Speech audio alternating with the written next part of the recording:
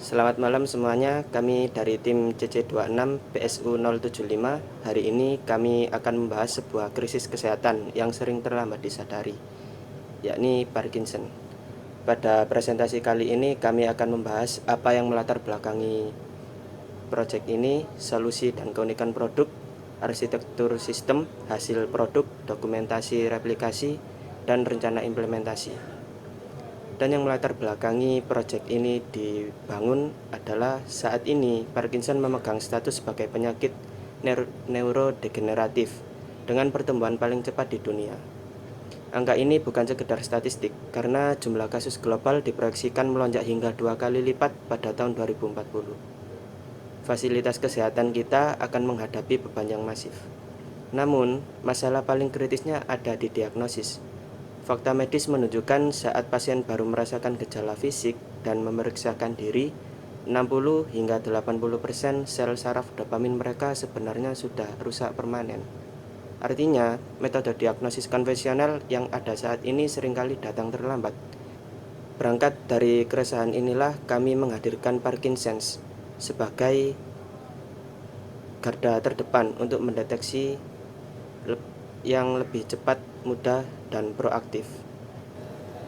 Kemudian pada rumusan masalah, adanya akses diagnosis yang terbatas, gejala awal sulit dikenali, dan belum tersedianya screening praktis. Maka dari permasalahan tersebut kami mendapatkan pertanyaan, bagaimana mendeteksi dini Parkinson secara mudah, murah, dan non-invasif. Kemudian berdasarkan permasalahan yang telah kami identifikasi, maka kami mengembangkan Parkinsons, yaitu sebuah platform website berbasis AI untuk screening dini penyakit Parkinson. Parkinson sendiri menggabungkan drawing test untuk mendeteksi tremor dan mengevaluasi koordinasi gerakan tangan melalui pola gambar spiral dan wave, serta ada typing test untuk mendeteksi gejala bradykinesia melalui pola pengetikan.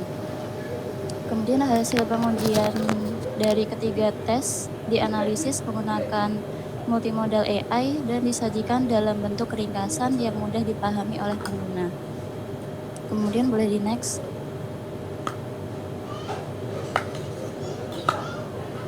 Untuk keunggulan dari Parkinson sendiri yaitu produk Parkinson ini mengintegrasikan dari produk-produk sebelumnya yaitu NeuroSketch dan KeySense ke dalam satu platform.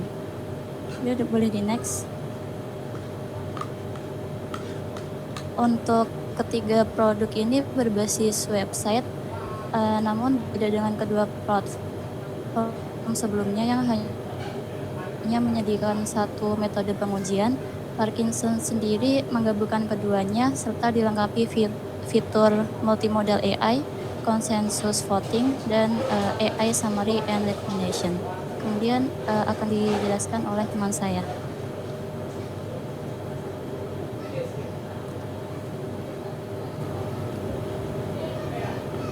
Sekarang kita masuk ke bagian arsitektur sistem. Pada tahap pertama, pengguna akan menyelesaikan dua jenis pengujian, yaitu tes pengetikan keyboard dengan jumlah tertentu, serta menggambar pola spiral dan wave pada kanvas yang tersedia di browser. Setelah pengujian selesai, frontend akan mengumpulkan seluruh data hasil tes, yang terdiri dari data waktu setiap ketukan keyboard dan gambar hasil dari pengguna. Data tersebut kemudian dikirim dalam format JSON ke backend Express.js melalui endpoint API. Backend akan melakukan verifikasi identitas pengguna menggunakan token JWT. Jika token valid, sistem terlebih dahulu membuat data test session di database PostgreSQL sebagai identitas unik untuk setiap pengujian. Setelah itu, data hasil tes diteruskan ke layanan AI yang dibangun menggunakan Fast API. Di sisi Fast API, proses analisis dilakukan secara paralel. Data ketukan keyboard dianalisis menggunakan model LSTM untuk mengenali pola motorik dari aktivitas statik. Sedangkan gambar spiral dan wave dianalisis menggunakan model MobileNet version 2 setelah melalui tahap reprocessing. Hasil dari kedua model kemudian digabungkan menggunakan metode konsensus untuk menghasilkan skor risiko akhir.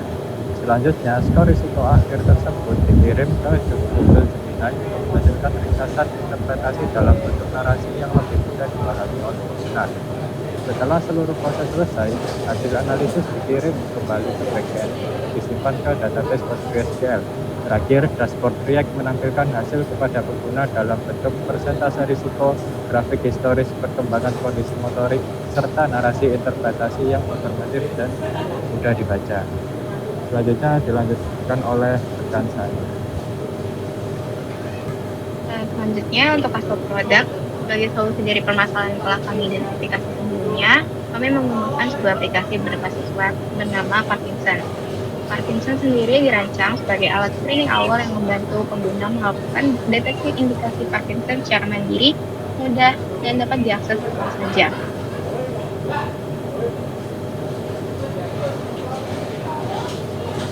Parkinson sendiri memiliki 3 tahap pengujian. Yang pertama, typing test yang menganalisis ritme, konsistensi, dan kestabilan gerakan jari melalui aktivitas pengecekan pengguna. Yang kedua, wave test, yaitu fitur untuk menganalisis kontrol motorik dan kestabilan gerakan tangan melalui gambar pola gelombang. Dan yang terakhir adalah spiral test yang menganalisis kemampuan motorik halus dan potensi tremor melalui gambar pola spiral.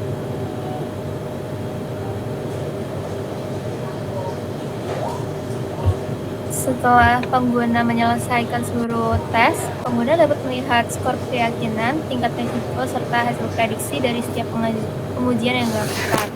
Selain itu, terdapat visualisasi hasil dan indikator motorik untuk membantu pengguna memahami hasil screening dengan lebih jelas. Selain hasil terbaru, aplikasi kami juga menyediakan fitur riwayat tes agar pengguna dapat memantau perubahan kondisi dari waktu ke waktu.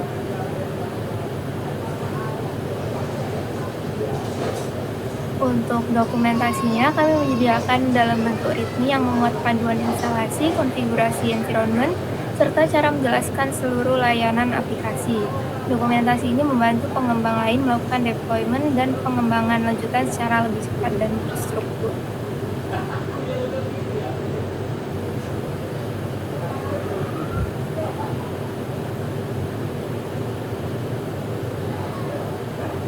Oke, di slide yang terakhir ini adalah rencana implementasi yang akan kami jalankan selama 12 bulan ke depan, yang terbagi dalam 4 fase utama. Fase pertama di bulan pertama yaitu kami berfokus pada optimasi sistem. Kami akan menyempurnakan akurasi model prediksi serta meningkatkan kenyamanan UI UX bagi pengguna. Selanjutnya di fase yang kedua yaitu bulan pertama hingga ketiga, kami melakukan penambahan fitur. Fokus utamanya adalah menghadirkan fitur screening dini Parkinson dengan mekanisme deteksi yang komprehensif. Masuk ke fase ketiga dari bulan ketiga hingga ke-8 adalah tahap multimodal dan validasi. Di sini kami akan mengintegrasikan berbagai sumber data, mempersonalisasi riwayat pengguna, serta yang paling penting yaitu melakukan pengajuan kelayakan etik dan uji akurasi klinis. Dan yang terakhir di bulan ke-8 hingga bulan ke-12 kami siap untuk merilis platform monitoring ini secara resmi, aplikasi di Android dan iOS, beserta dashboard pemantauan kondisi pasien secara berkala. Oke, sekian presentasi kami pada hari ini. Apabila ada salah kata dan perbuatan kami, mohon maaf yang sebesar-besarnya. Terima kasih.